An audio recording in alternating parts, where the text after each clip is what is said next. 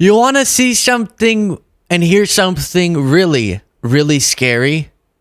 Well, that's what I have for you here.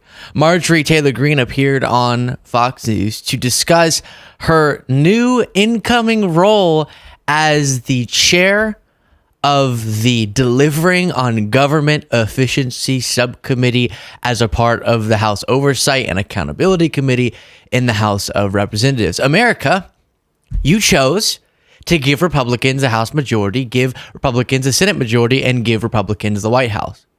Many Republicans said, oh no, Luke, you're straw manning when you act like that means someone like Marjorie Greene is going to be representative of that House majority and will have a lot more power.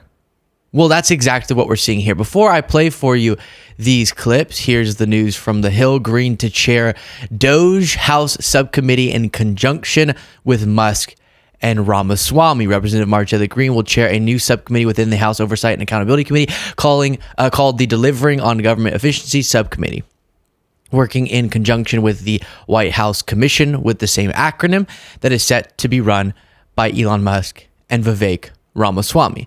So as I'm sure you're aware of, Trump has tasked Vivek Ramaswamy and Elon Musk to lead this Department of Government Efficiency.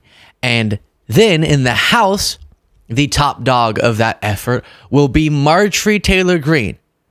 So Elon Musk, Vivek Ramaswamy, and Marjorie Taylor Greene will be the leading voices on how we make our government more efficient. And if you're thinking, Luke, what's wrong with an efficient government? Nothing. But what's wrong with Marjorie Taylor Greene being given extra power in the name of that to do with it what she will? I have problems with that, to be honest, for sure. While you're watching this clip, please do click the subscribe button. That's how I'll be separating things on the Oversight Subcommittee on DOJ.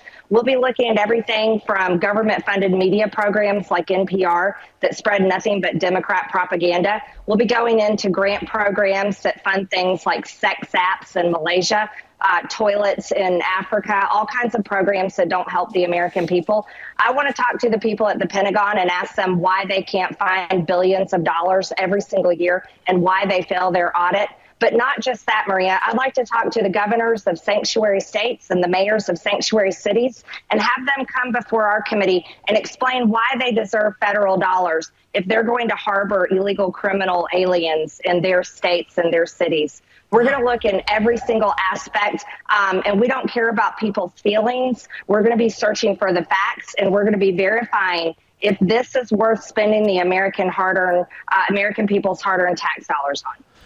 So again, a lot of what we're going to hear is some dishonesty about what justifies their actions. Her talking about going after NPR, her talking about going after blue cities and states.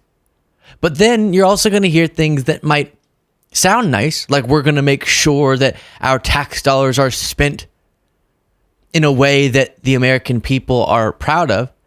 But then I think even most Republicans can sense that probably Marjorie having power in this, being able to leverage power to make drastic changes to where funding goes, is probably not going to end well. She doesn't seem to have the background, experience, and dare I say intellect to thoughtfully go through funding for the massive budget that we have in our federal government and decide what needs to be cut. And instead, this is probably going to become a tool to punish those, as she already referenced there, that she disagrees with politically. NPR being on the top of her list, going after NPR because they push Democratic propaganda, since they don't kiss Trump's rear end constantly. And if you don't believe me that Marjorie probably isn't the person who should have any extra power or any power at all in our federal government, I would encourage you to search up, probably if you search my name and Marjorie Taylor Greene's name, you'll find the Investigating Marjorie Taylor Greene video that we did where we extensively walked through her past and how she is not known for critical thinking, which I think you should have if you're going to have such an important role. Then you have her saying this. You see, America's been really spoiled for a long time. but the federal government has been the worst abusers of the Americans' hard-earned tax dollars and the American people's trust. And so our subcommittee has a lot of work to do, and we'll be lining up these important hearings. And most importantly, any program, grant recipient, federal agency, they're going to have to come and tell us why they deserve the American people's trust and are allowed to spend their money. I do think a lot of the world is looking at, just given the magnitude of the effect our economy and our budget and our federal government has on the rest of the world, the global economy. I think this is a globally scary situation. And my question to you is will Marjorie Taylor Greene do what we saw James Comer do? And it's a lot of chest beating, and it's a lot of rhetoric and going on Fox News. And in the case of James Comer, is we're going to hold all these hearings exposing corrupt Biden. And then they held one hearing after another, didn't prove Biden's wrongdoing, but pretended like they did. And then it failed miserably. They never brought an impeachment forward because they didn't even think the Republican majority could be successful in that. Will this all be for show? And we're going after Democratic cities and NPR so that the base goes, woohoo, but they don't actually do anything substantive? Or are we going to see the types of drastic changes that they seem to indicate they're interested in? And then, that's sort of a two-part question. If they go with, this isn't just for show, we're actually going to start making these massive cuts, do you think it's going to be thoughtful cuts that go after governmental bloat and find wasteful spending, not spending that goes to people who really need it? And there's definitely that in our budget, of course. Any bureaucracy, private or public, as big as our federal government, is going to see a lack of efficiency in some areas. So make it more efficient. Is it going to be that, and we're not really harmed, but we have a more efficient budget now? Or is it going to be Marjorie Taylor Greene, Elon Musk, and Vivek Ramaswamy going after the Department of Education and abolishing it, as Vivek has indicated interest in? Is it going to be them going after blue cities and states, Marjorie threatening all of the funding that comes from the federal government to those places in the clip that I showed you? Is it going to be defunding the DOJ, trying to get rid of the FBI because they dared to hold Trump accountable? Given what I know about Marjorie, the latter seems much more likely. Moving forward in this interview, you have her saying this. And another thing that you just said a moment ago is about sanctuary cities, about officials throughout the country who might be harboring illegals in this country. Are you saying that sanctuary states and sanctuary cities will lose their federal funding? If they use their police officers and their resources to harbor and protect illegal criminal aliens, then absolutely those sanctuary states and cities are in danger of losing their federal funding. And see, again, even the way she's speaking about that, the question's always, is she being dishonest, or does she not know what she's talking about? Because that's, of course, not what is taking place. But they'll use the fear-mongering about it to justify a complete and total attack on states and cities they don't agree with. Now, circling back on a story that we talked about before with Marjorie in her last interview, where she was just going nuts. She's just so obsessed with transgender Congresswoman Sarah McBride. And we extensively addressed the substance of the arguments that are being made and all that. But on a just human level, take a look at the grace that is shown by Sarah McBride. As all these attacks are coming her way, she still has so much hope about what's possible in this country. Are only mutually exclusive if I don't try. How has your thinking on this evolved in the past decade? You know, when I wrote that note, I had faced throughout my life a crisis of hope. I worried that the heart of this country wasn't big enough to love someone like me. And over the last decade, I have been able to bear witness to change that once seemed so impossible to me as a kid that it was almost incomprehensible. And I have seen it not only become possible, but become a reality. And I carry that with me in this moment because I think in so many ways, this country, on both sides of the political divide, this country is facing its own crisis of hope.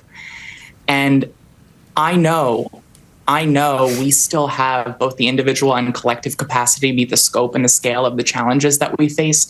And I know, because I have seen it, that nothing is truly impossible. Yeah. One other example of how she's been handling these attacks. One of the things I've been saying for years is we both have to defend people when they get demonized, but contextualize the demonization as an effort to distract from other more consequential and universally impactful issues, meaning things that more voters are in a day-to-day experience going through and thus should care more about than their fixation on a tiny percent of the population, right? And Sarah McBride does this so well. Of course, she's not okay with people demonizing her, but she keeps flipping it around and going, but I didn't come here to debate about bathrooms. I came here to do X, Y, and Z. Here's what the speaker said. A man is a man and a woman is a woman, and a man cannot become a woman. That said, I also believe, that's what Scripture teaches, what I just said, but I also believe that we treat everybody with dignity. Do you believe that you are being treated with dignity by your colleagues? I didn't run for the United States House of Representatives to talk about what bathroom I use. I didn't run to talk about myself. I ran to deliver for Delawareans. And while Republicans in Congress seem focused on bathrooms and trans people, and specifically me, I'm focused on rolling up my sleeves, diving into the details, setting up my office, and beginning the hard work of delivering for Delawareans on the issues that I know keep them up at night. And the contrast between how Marjorie, if you saw my other segment where she's going, swearing about Sarah McBride and so fixated on it, versus McBride's reaction every time she gets asked.